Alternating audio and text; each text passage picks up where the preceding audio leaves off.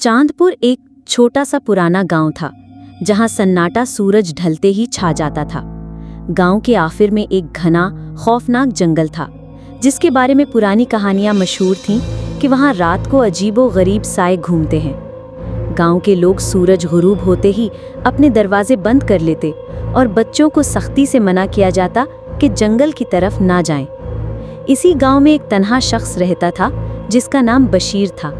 वो काफ़ी खामोश तबा और अलग थलग रहने वाला इंसान था।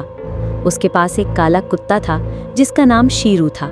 शीरू हमेशा खामोश और वफादार रहता, मगर कुछ महीनों से रात होते ही वो जंगल की तरफ देखकर ज़ोर ज़ोर से भौंकने लगता और कभी चीखने जैसी आवाज़ भी निकालता जैसे किसी को देख रहा हो।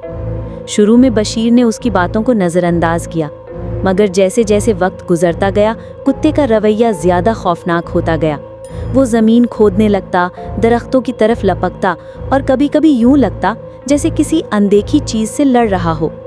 एक रात बशीर ने फैसला किया कि वो खुद देखेगा कि आखिर उसके कुत्ते को क्या हो जाता है।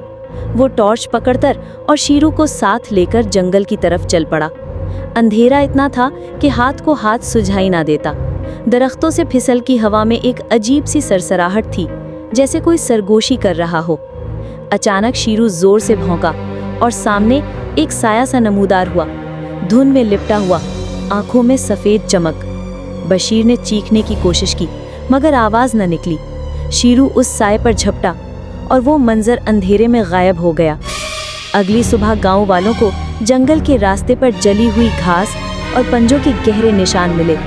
ना बशीर था, ना शीरू, सिर्फ जंगल की खामोशी और वो ही साया जो शायद अगली रात किसी और। बशीर और उसका कुत्ता शीरू जब जंगल में गए तो अगली सुबह सिर्फ जले हुए दरख्त, पंजों के निशान और खामोशी मिली।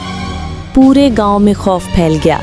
लोगों ने सोचा शायद कोई जानवर या जिन्नाती साया था, मगर किसी के पास कोई वाज़ेह जवाब ना था। चंद दिन बाद गांव का एक नौजवान नोमान, जो कि मॉडर्न दौर का था, उस वाक़े को महज कहानी समझता रहा। वो अक्सर लोगों का मजाक उड़ाता और कहता, कुत्ते के पीछे साया नहीं, अंधेरे में अपना साया था। मगर एक रात नोमान को एक ख्वाब आया। ख्वाब में वही काला कुत्ता उस पर भौंक रहा था और एक साया पीछे खड़ा था, धुंध में छुपा हुआ, जैसे कुछ कहना चाहता हो। जब वो जागा तो उसके बाजू पर खराशें थीं।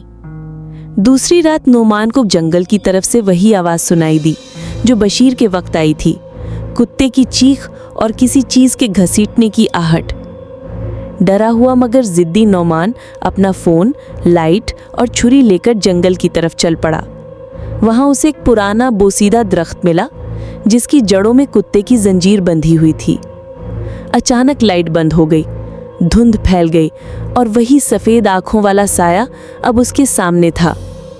मगर अब वो सिर्फ साया नहीं था, उसकी शक्ल आधी इंसान आधी कुत्ते जैसी हो चुकी थी, जैसे बशीर और शीरू दोनों एक नई मखलूक में बदल चुके हों।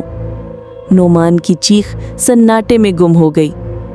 अगली सुबह जंगल से एक फ़ोन मिला जिसकी स्क्रीन पर सिर्फ एक वीडियो चल रही थी, कुत्ते की भौंक और पीछे से आती एक आवाज़, अब अगला कौन है।